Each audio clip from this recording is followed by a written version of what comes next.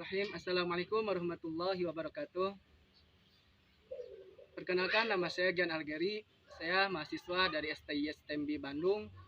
Pada kesempatan kali ini, alhamdulillah saya bisa bersilaturahmi dan rencana akan sedikit berbincang atau bertanya-tanya tentang usahanya beliau. Beliau ini adalah seorang pengusaha yang insya Allah akan menginspirasi kita semua. Beliau bernama Nama saya Agus Mulyadi. Kebetulan sudah lama sih kalau untuk di usaha tanaman hias atau jenisnya khususnya adalah dunia bonsai. Untuk itu, mari kita mulai wawancara kali ini. Untuk nama usahanya sendiri, Pak, Bapak kasih nama apa, Pak? Kalau untuk nama usaha, kita kasih nama Pesona Gilang Nursery. Oh, Ya. Itu berdiri sejak tahun 2007. Awal mulanya kita namanya tuh patungan lah, usaha bersama 2 orang sama teman. Posisinya dulu waktunya di Cipanas Puncak. Tapi kalau sekarang karena sudah pecah, gitu, malah teman saya sudah meninggal, jadi dipegang oleh sendiri usaha. Usahanya sendiri itu di bidang apa, Pak? Ya khusus spesial emang di dunia perbonsaian. Jadi mulai dari penyemaian, nah, biasa umumnya kan dinamai dengan nursery kalau penyemaian kan. Penyemaian biji-biji tanaman yang termasuk langka atau masuk dalam kriteria pohon yang bisa dibonsai. Salah satu contohnya adalah ini. Ini ada yang bilangnya Tupidara atau ada bilang juga ini adalah Cerme Belanda. Ya, Cerme. Tapi kalau dalam dunia buat bonsai itu disebut dengan Sianto. Ini bijinya kita semai nanti, nah jadinya seperti ini. Ini dari semai. Usianya ini hampir udah 5 tahun. Sekecil itu 5 ya, tahun? 5 tahun. Itu. Atau dari steak itu dari pucuknya kita potong.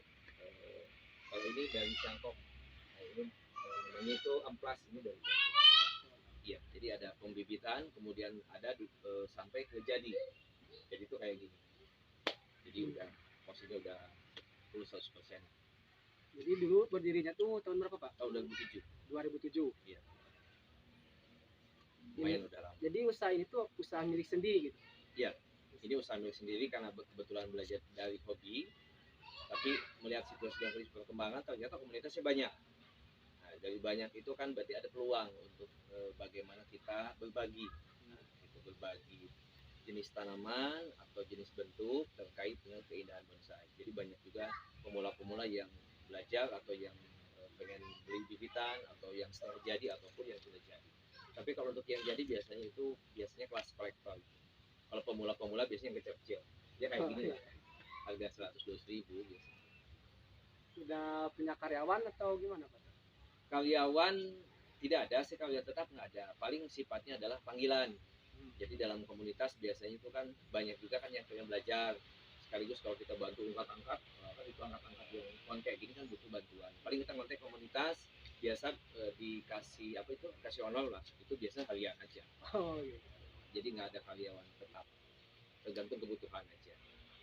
Ini dari banyaknya gitu bidang usaha, kenapa Bapak tertarik dengan usaha ini, Pak?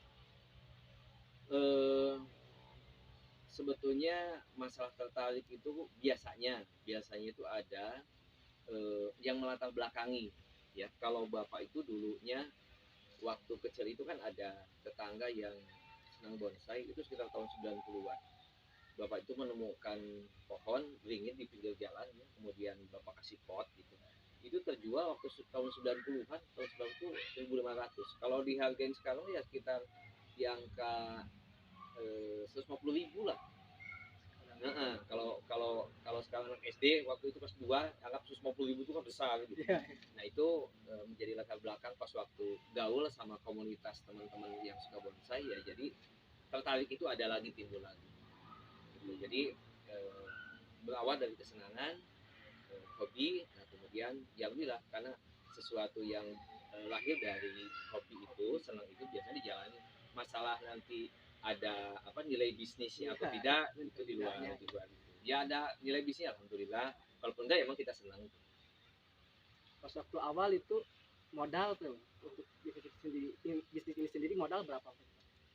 Kalau terkait dengan modal, biasanya kalau eh, bisa gratis sebetulnya sih bonsai kalau kita mau belajar gitu ya dari nol itu bisa gratis. Gratis kenapa bisa gratis? Ya karena bahannya kan ada tersedia di alam. Oh iya, dari pohon. Ya gitu ya, dari pohon-pohon tergantung nanti kita apa variatifnya kayak gimana. Misalkan pohon beringin itu banyak lah di jalan-jalan, kita mau nyangkok mau nyetek bisa gitu. Tapi kalau yang sudah mau apa itu yang bahannya udah agak sedikit bagus kan nggak bisa di alam, itu harus sudah ada di komunitas atau di pegiat bonsai. Bisa itu petani, bisa itu pedagang, atau itu penghobi. Untuk langkahnya sendiri Pak, bagaimana langkah Bapak dalam menarik para pelanggan? Oh, masalah pelanggan itu karena sekarang itu kan lebih banyak di media sosial. Wah, Jadi walaupun dulu kita punya kaplingan atau apa itu ke tempat penjualan bonsai itu harus di pinggir jalan. Kalau sekarang nggak tergantung itu karena satu biaya terkait dengan sewa lahan juga lumayan terus meningkat. Tapi banyak penjualan sekarang malah di dunia sosial, lebihnya kepada Facebook. Jadi bagaimana kita sering mengupload jenis-jenis tumbuhan atau bentuk dari bonsai itu supaya orang tuh melihat tuh seneng gitu. Jadi lebih banyak menggunakan media sosial selain komunitas karena kan ada komunitas lokal misalnya Kabupaten Cianjur, ada komunitas provinsi Jawa Barat, ada komunitas Indonesia, bahkan di luar negeri banyak teman-teman yang gabung di komunitas dari luar negeri juga. Atau selain itu kita ada pameran. Nah, pameran itu adalah ajang silaturahmi darat dari komunitas-komunitas. Itu ada dua tingkatan ya. Satu pamerannya tingkat lokalan, kemudian ada tingkat nasional. Nah, ini salah satu bonsai yang kemarin kita ikut sertakan di kontes nasional di bonsai Cipanas. Bonsai Cipanas. Ini salah satu apa itu penghargaan. Ini kalau warnanya merah itu adalah baik. Jadi Ini kalau kalau di mata kuliah itu B lah, itu ya B plus gitu lah. Ini baik gitu itu apa penilaiannya. Ini udah jadi.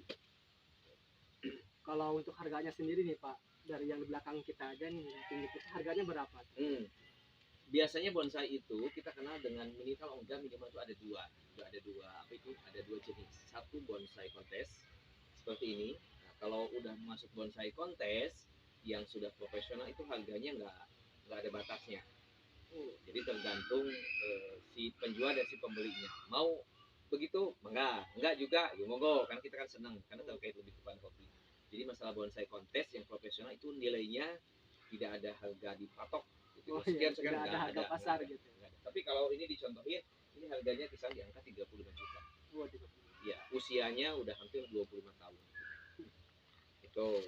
Kemudian yang kedua itu bonsai ini bonsai iya bonsaian bahasa bonsaian itu adalah bagi pemula contohnya kayak gini. Jadi ini tidak ikut kepada kriteria bonsai profesional kontes, tapi yang penting libur orang senang bonsai aja gitu, tidak masuk iya hiasan aja. Jadi kisaran harganya di angka 300.000. Kalau dari segi kendala nih, dalam kendala usaha ini apa Pak? Kendala usaha sebetulnya lebih berbagi waktu karena bonsai itu kan butuh kesabaran, butuh waktu, kan butuh ketelatenan kan gitu ya. Karena ini terkait dengan unsur seni, bukan hanya untuk seni tapi juga ilmu pengetahuan tentang pertanian.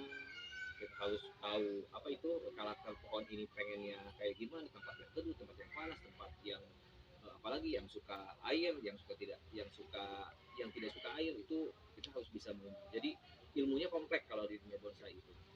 Di ilmu seni, ilmu pahat, ilmu patung, ilmu pertanian, macam-macam ada itu. Cuma kan tetap kita harus juga belajar karena ada komunitas, kita berbagi, misalkan pohon ini sukanya begini begini. Termasuk juga cara peminahan dari alam ke pot itu bagaimana ada cara. Sekarang untuk lokasi ini Pak nih, lokasinya di mana ini sekarang Pak? Nah kebetulan lokasi yang sekarang itu kita berada di Jalan Raya Cianjur Bandung, tepatnya di Kampung Ciodeng, di belakang ikan bakar Abah 6. Itu lokasi kebun atau lokasi galeri. Sekarang nih untuk motivasi atau tips gini dari Bapak untuk para calon-calon pengusaha muda atau pengusaha baru apa Pak? Oh iya, kalau anak-anak muda sekarang itu kan kesempatan berbisnis itu lebih lebar. Karena apa? Sekarang dunia bisnis itu banyak tergantung kepada media sosial. Jadi anak-anak muda sekarang itu sebetulnya jualan apapun bisa, asal tadi ada motivasi, ada keinginan, ada keinginan untuk belajar konsisten. Apalagi untuk di dunia bonsai. Dunia bonsai itu butuh konsistensi ya, bukan hanya sebulan, 2 bulan, tahun, 2 tahun. Itu butuh proses yang sangat panjang. Tapi kalau kita juga misalnya pengen terjun di dunia bisnis bonsai. Nah, kita coba aja dulu yang mulai jualannya itu adalah stekan. Stekan itu yang harganya ada yang 5.000, 10.000, 15.000, 20.000 ada. Itu stekan. Misalnya stekan jenis skimeng. Nah, ini jenis skimeng ini. Stekan ini, ya. Ini bisa stekan. Nah, itu harga 5.000 juga ada. Cuma kan volumenya enggak 1-2 kan. Itu yang banyak lah. 1.000 pohon, 2.000 pohon dalam polybag gitu. Itu kan lumayan, kali sekian ribu. Biasanya di online tuh banyak, cepat sekali. Atau kalau nggak stek nanti ada cangkok itu juga sama, ada yang 5.000, 10.000, 15.000. Jadi ada konsistensi, ada keinginan, kemudian ada kesenangan. Yang lebih mampu kita bertahan itu adalah kita senang terhadap dunia itu, yang dipaksakan. Kalau nggak senang jangan dipaksakan, senengin dulu. Nah, kalau udah senang, mau ada uang, ada uang berarti plus ya, itu kan enak. Kalau enggak juga ya senang. Mungkin itu tadi wawancara dari silaturahmi kali ini. Sebelumnya terima kasih Pak, Sama-sama. sudah meluangkan waktunya untuk bisa saya wawancarai.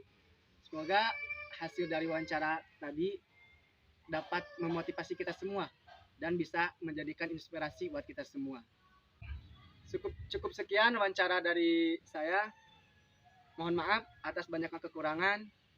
Terima kasih. Wassalamualaikum warahmatullahi wabarakatuh.